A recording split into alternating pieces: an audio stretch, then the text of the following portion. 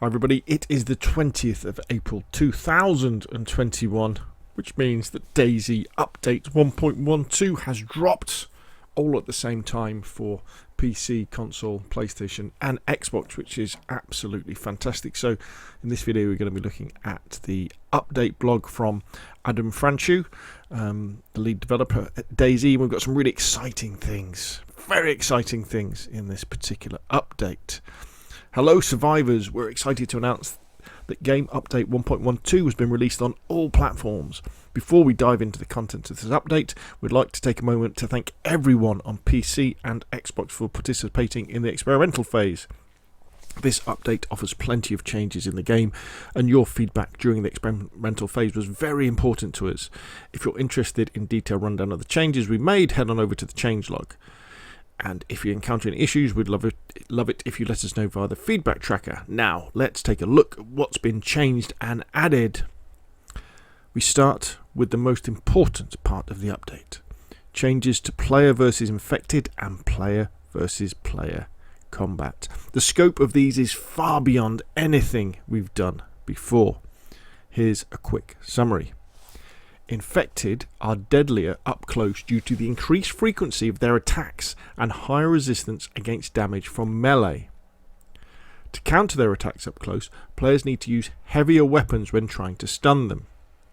Their senses retreat in a way that makes them slower to react to nearby noises, making a stealth approach and stealth kills more viable.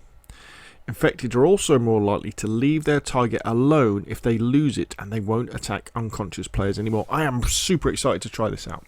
Super excited. So, zombies return to being a threat. You know how zombies were a threat when you first started playing DayZ, weren't you? You were like terrified of zombies because if they attacked you, you get killed. But once you get to know how to avoid them or kill them with a one shot to the head with an axe, lock them in buildings and things like that, they just become a bit of a nuisance. But now it sounds like, you better hit them with that one-shot kill to the head. Otherwise, if they start to lay into you, like one or two of them, you're probably going to be killed. But what's even more exciting is the idea that, wait a minute, you can creep up behind them and give them a whack in the head with a spade. Or, and this is the really cool thing, with the changes you'll see that they talk about in a minute about suppressors, the idea of popping zombies in the head with a suppress weapon now becomes viable because they won't react. Because before, suppressors didn't really work, did they? Zombies could hear them. And also, I really like the idea of, if you run around the houses, if you're in an urban area or a village and you're being chased by zombies, if you run them a merry chase through houses, closing doors and things like that, they're going to give up. And it also might mean, that classic thing where you're being chased by a horde of zombies and you run into a house, and unless you've got loads of ammo, you might as well just log off. Hopefully this means that they'll wait for a bit and then they'll just start wandering off, unlike now where they tend to hang around for an awful long time. Let's carry on. A massive balancing pass was done over existing firearms, making them more diverse while keeping rarity in the world in mind. This primarily includes a focus on non-automatic rifles being stronger and more precise than automatic ones. We also overhauled the audibility, so smaller caliber weapons are harder to hear from a distance. All makes sense, doesn't it? The diversification of firearms also affects ammunition properties, which means we paid attention to damage to health, as well as shock differences between individual ammo types. This was also coupled with a major buff to protective gear with ballistic properties, selected helmets and vests, which now protect players a lot more from incoming damage to health and allows for more firefights to end in an unconscious state rather than instant death. So this is very, very important. I'd encourage everybody to have a look at Wobo's videos on this.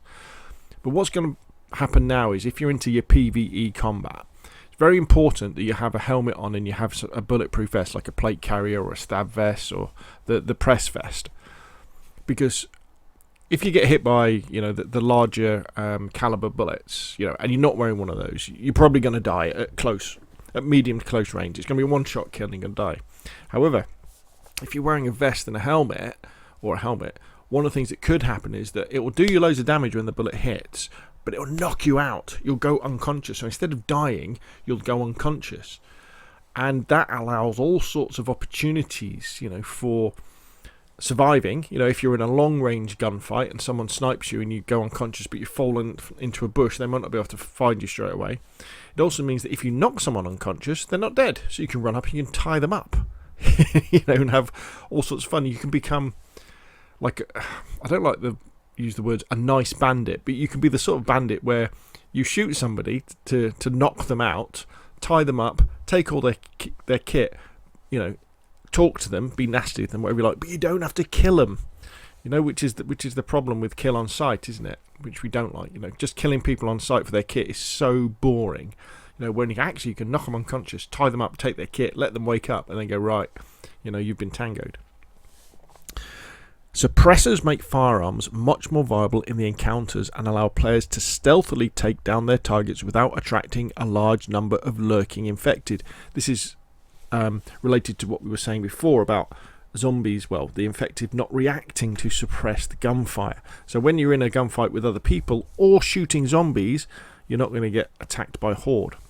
Every firearm hit on an infected also offers a very high chance of having a stopping effect on them. So this is where the zombie sort of pauses, doesn't it, for a second. Landmines went through a balance pass and are no longer lethal to healthy players.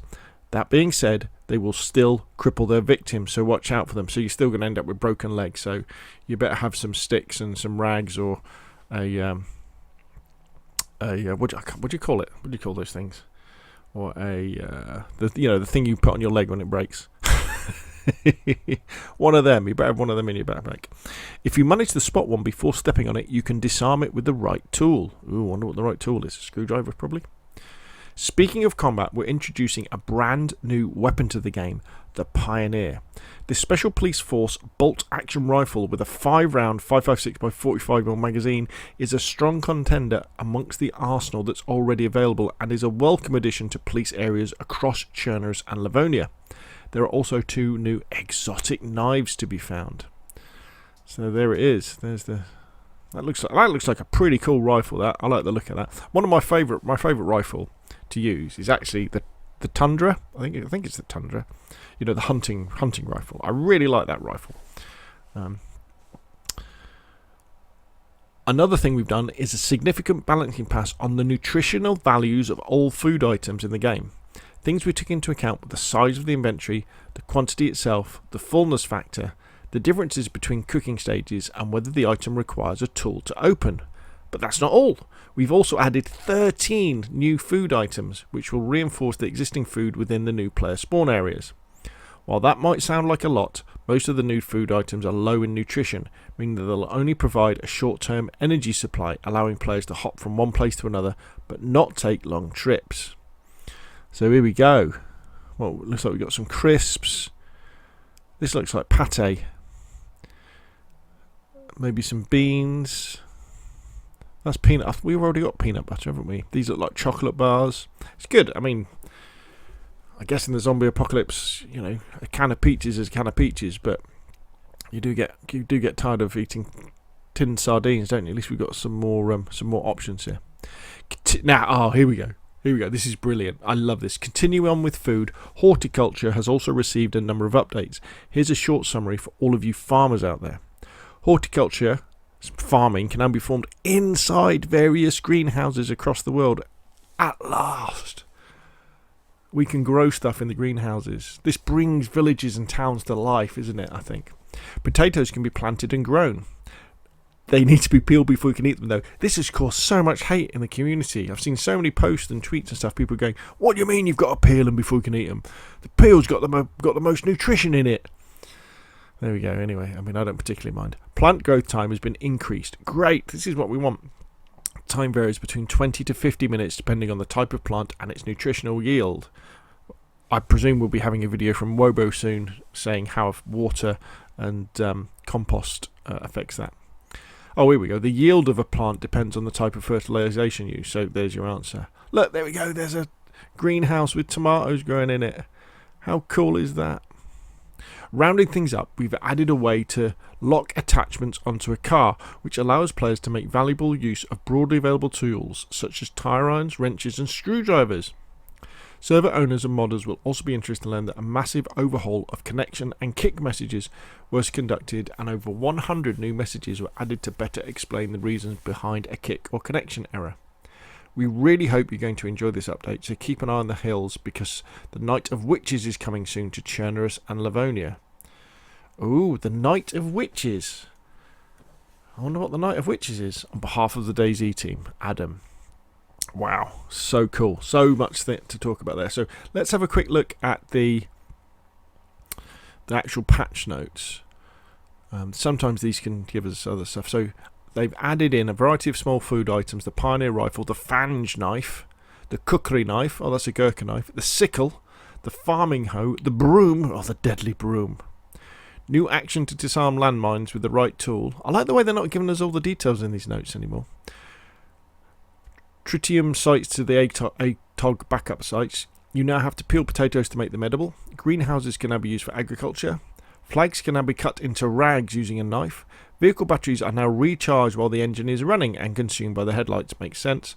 Vehicle attachments can now be locked into place using a screwdriver, the interiors, and a wrench, the doors. And presumably with the tire iron, you can, I don't know, does that mean you can make sure your wheels can't be nicked? I didn't know you could take the interiors out of cars. Huh. Tool tips for attachment slots. Empty attachment slots are highlighted when focused. Added over 100 new error codes to the connection issues and kicks. We won't worry about the fixed stuff. Changed. Here we go. The warning for a full stomach will be displayed earlier before reaching the threshold of vomiting. Good. That's what we want. Rebalance nutritional values, inventory sizes, and how filling each item is. Farming actions have been moved from plants to plant slots for easier targeting. Yes, that's a good thing. All plants now have different growth times. Good. Adjusted nutrition values of horticultural vegetables according to their growth time. Fertilizing now increases the yield of plants instead of the growth time. Makes sense. Increase the chances of plant infestation, but have that spray bottle to spray them down. Plants will spoil after a while when being fully grown. That makes sense as well. Let me take a quick sip of my coffee. Slicing a pumpkin now yields 2 pumpkin slices. The worsening condition of a vegetable, the fewer seeds it will give when cut. Unpacking seeds now spawns paper. Rebalanced ammunition types increase the penetration of high caliber ammunition. Heavy impact rounds slow down the player and apply more shock damage. Efficient ballistic rounds keep the speed and therefore the bullet energy and resulting damage longer and are thus more efficient at long distances. The .38 and the 545x39 are the weakest in the category but are found more in the world. Special types. 22 gauge is used by peculiar weapons, Mark II that is integrally suppressed, and Sporter that is almost recoilless precise semi-auto rifle. 12 gauge rubber slug deal extreme shock damage at this is true, at close range. You can be really close to knock people out with the slugs now. 12 gauge buckshot slow down much more. Modern firearms require more maintenance when used. So make sure you've got those gun repair kits. Adjusted the audible range of firearm shots based on the caliber they use. Increase the precision of pistols, sawed-off rifles, bolt-action rifles, hunting and sniper rifles. The 1PN51 scope, that's the night vision scope. Has it? Is it the night vision scope? Has weapon iron sights allowed with some weapons? I think it is. Decrease the precision of assault rifles. Readjusted air friction for bullets. Initial speed of bullets is lower and typical speed is higher based on the min-max speed for the specific kind of bullet. Initial speed is modified by weapons and is balanced to make non-automatic weapons deal more damage per bullet than automatic ones. Damage is now correctly calculated as a proportion of impact speed over typical speed. Increase the damage of shotgun pellets. Lowered leg health and armor against projectiles increases chances of a broken leg during a firefight. Stab vest now offers less ballistic protection than the ballistic vest. Makes sense because it's a stab vest, not a bulletproof vest. Increased durability of all the body armors. Melee damage using impractical items is now weaker than fists. Right, that makes sense. Slightly increased fist damage. Increase the damage of most tools to be more efficient than fists in combat. Reduce blood loss from a bleeding source. That's good. That's good. Because what would happen often is you bleed and you die. So we're going to survive for longer when bleeding. Slightly delay the recovery from shock damage after receiving it. Increase the chance of stunning an infected during melee combat. Reduce the damage to gear dealt by the infected. Infected now react less to the shots of the IJ-70 and the Sporter 22. Players are no longer targeted by infected while unconscious. Light melee attacks have a lower chance of staggered infected. Blunt melee weapons with a high shock damage having a higher chance to stagger infected. Infected are now tougher in combat. Melee attacks on infected are now more consistent in terms of the number of attacks required to take one down. Okay, so improved efficiency of backstabbing against infected, executed with sharp weapons. Right, so that's it. We're going to give that a test, aren't we, to see what it's like, the fact that you can stab people. Hopefully it's going to be like State of Decay 2, those sort of takedowns. Infected react less to suppressed shots and more to louder shots. Infected give up searching for players faster. Reduce the efficiency of the scream of the infected. So this is where an infected sees you, a zombie sees you, they scream, and that aggroes more of them to come looking for you. AI is no longer taking damage from damage zones, fireplaces and barbed wire. Landmines can no longer be disarmed using the bear trap, killing the player in the process. Matchboxes can now be combined but not split. When focused on a specific part of a car-based building, object, etc., the name of that specific section will be displayed in the widget. Reduce the audible range of the reload sounds by 50%. When having your hands cuffed with barbed wire, struggling can now cause bleeding. Makes sense. You can now choose to stop an ongoing connection attempt and connect to the currently selected server instead.